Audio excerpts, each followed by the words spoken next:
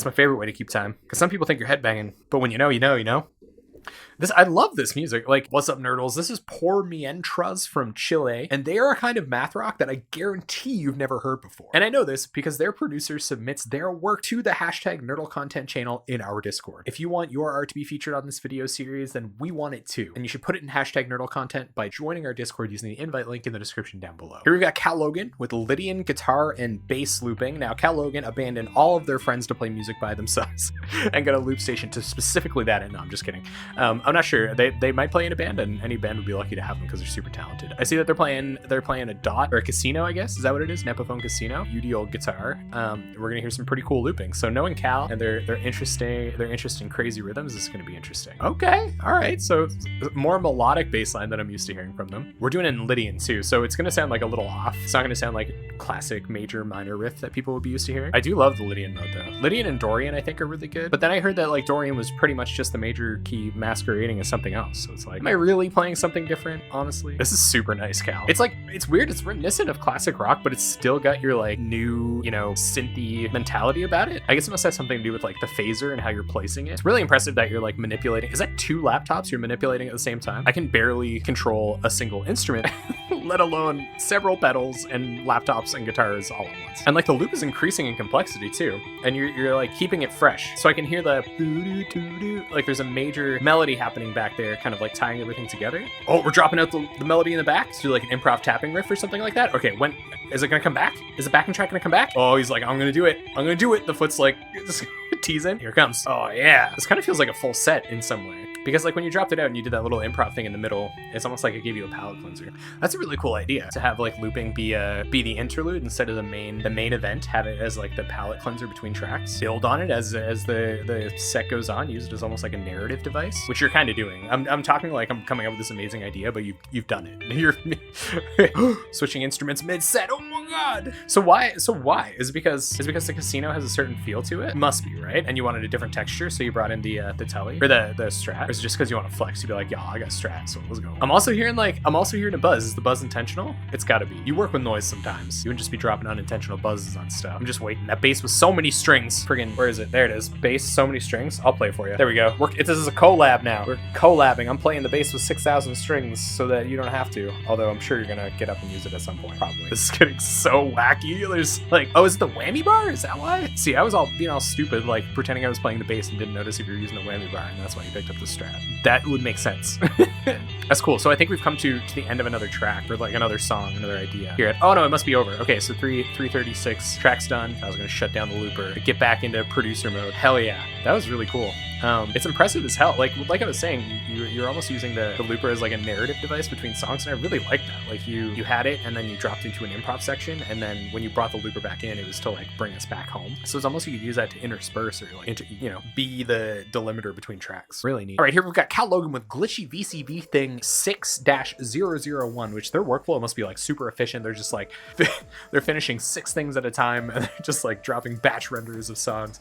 I'm really excited. This is a Calogin. We saw them looping earlier, doing some like cool, multi-instrumental things, and now we're gonna see their production side, which like, gotta love a multi-dimensional musician at all times. Oh, so much reverb. Oh my goodness. I feel like I'm listening to this in a cave. Trap hi-hats being like super drum and bass about it. Not really, I guess. Drum and bass would be more of like a cohesive, straightforward rhythm happening. Oh guys, our spectrogram isn't on. How can we know how loud it is? Oh, here we go. We had to lag out VLC. VLC couldn't handle it. Spectrogram fully torqued. All frequencies are go. Whatever this like little arpeggio whirring around. Do you have to go in and like change every single one of those little drum breaks? Or are you using a sample? Like, are you rearranging samples and MIDI parts, or are you going in and manually programming every one of those breaks? So that would be a massive undertaking. I really love where the chords are going here, like 1:24. There's like a brightness to a couple of them, and while most of it is sort of atonal, like I don't really know where I'm going, it almost seems like you're giving me a home bass here. And like the Nick Reinhardt sensibilities are coming out here again. Like, it's like, hey, I'm not gonna give you anything to cling on to. We're just gonna go on a little musical adventure together, but I'm not gonna beat you over the head with it. You'll be okay. Just come along with me, Nick Reinhardt of Tera Melos. and I won't do anything scary with the sound at you. Yeah, there's so much going on. I'm having a hard time like keeping track of the melodies and what they're trying to do. But all of it is just ear candy. It's like I can go choose some corner of this composition and just go hang out there for a little while, and like I'm cool with it. If you pay really close attention to the bass drum in this, I guess it does kind of give you a home base. Like the number of times you choose to allow the bass drum to happen, like that's sort of giving me a place to be. Okay, all right, we're gonna chill out. We're about halfway through the track. You're gonna give me a little break before we go into the next part. I don't know if I can call it like a true break though, because there's still trap hi-hats buzzing me, and it's still pretty intense. Oh, hyperspeed theremin happening. Real sparkly bells. Ooh. Oh, the rest of the track's coming back. Okay, hello, all these strange noises and melodies I've been spending time with. Welcome back. So the chords and the harmonies that you're using, like it kind of feels like those are the melody, and then like there's some amount of cohesion to it. Do you plan the melody at all, or do you just kind of like let it happen while you write the song? Do you write the melody all at once, or do you write these like chunked? I'm always so interested, and you always write like really in-depth like answers to my questions, and I appreciate that a ton. It's so crazy. Like I keep trying to decide which thing I want to focus on, because there's all these wavy synths kind of allowing you to sit back on your haunches, but because it's so like arrhythmic, not really arrhythmic, but because there's like so little comfort, I don't know, like home bass is happening, you can't lean back into all those wavy synths. But then when you start paying attention to the bass drum and trying to figure out where the accents are leading you, that doesn't really help either. It's cool. It's like it's intentionally leading you from one place to another, because there's a lot kind of sonically to explore and enjoy. Whoa, okay, we're getting like weird laser beams at the end. You're doing it for me, right? You know that laser beam core is the only thing that I enjoy. Thank you for your service to laser beam core. Oh, this is so weird. What setting are you even manipulating here at the end? Things are going from sounding like nails on a chalkboard to a very softly blown pan flute. Total bit crushed drums to end it out. Sweet Calogin. These VCV things are nuts. Okay, here we've got Sable by Mientras.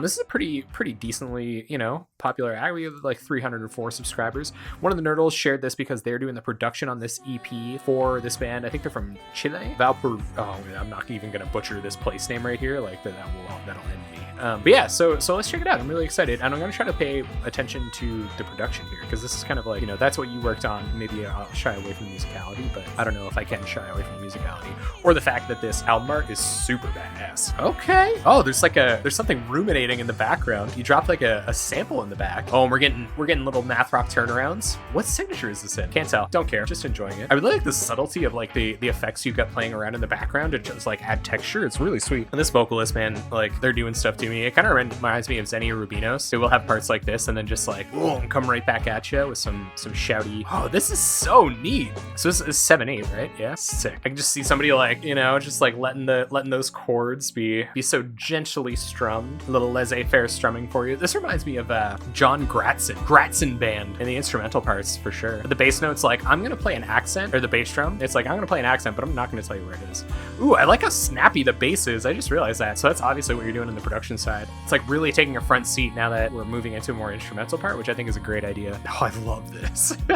What was that? So at like 2 minutes, there's this like, we move back into the same signature as the beginning of the track, but they're doing some like dropout parts as if it's like a breakdown almost. I love hearing music from different places, because there's a sensibility happening here that is like so alien to me, and it makes it so exciting. Where at the same time, it still got those jazzy overtones. Like it reminds me of something that Monobody might do, like Namdi's band, but it's like from Chile. So like Namdi is not from Chile. So I wonder if that sensibility gets where it kind of gets pulled over it, like, and how, because obviously it sounds amazing. I don't know if it's just like jazz chords or jazz chords. All right, we're gonna do more of a straight time here, get dreamy with it. Yep, you can dance like this, like, in this part. This calls for a shoulder shuffle if I ever did hear it. Wow, oh my god, what is going on? How the way the riff is playing here is like completely subverting where you expect the song to go. This is so math. Holy frig, this is cool. I know I said I was gonna pay attention to the production. I've completely abandoned that idea. This is blowing my mind. This is so cool. This is like, to keep time, you gotta like bob your head in like 30-second notes. 30-second note bob to keep time. I don't even know how to do that. I could count in 16th notes. 1 iena, right? How you can't faster than that? 1 iena. Oh, it's been so long since I've just been to a show. Shake my head like this to keep time. That's my favorite way to keep time. Because some people think you're headbanging, but when you know, you know. I love this music. Like, it isn't asking very much of you stamina-wise. Like, the way that you've got it mixed, it's not beating me over the head with any of the instruments, so it gives you the opportunity to kind of just enjoy how sporadic and different it is. So you're not taxing me with all like these crazy high-flying, sonic antics. You're just letting the music like be there and speak for itself. That's sick. And here we come. This is where, see, I knew it.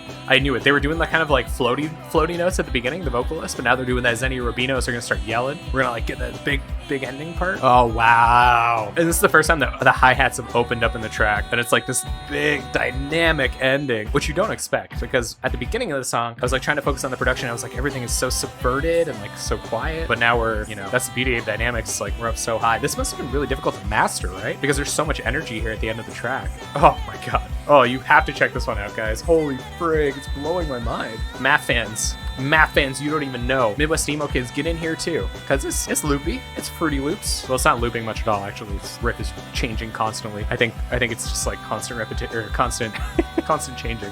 Oh, I don't want it to end. You're so lucky that you're doing a full EP for this group. Good luck on the rest of the production. It must be really hard to make kind of sweeping decisions. There must be a lot of automation because of how dynamic it is. Wow, so deadly. Thank you so much for watching. I'm stoked that you enjoyed the video. Don't forget, some of the stuff that gets featured on this series can only be found through our Discord. So don't forget to join using the invite link in the description down below. While you're down there, subscribing to the channel and liking the video, it helps us a lot.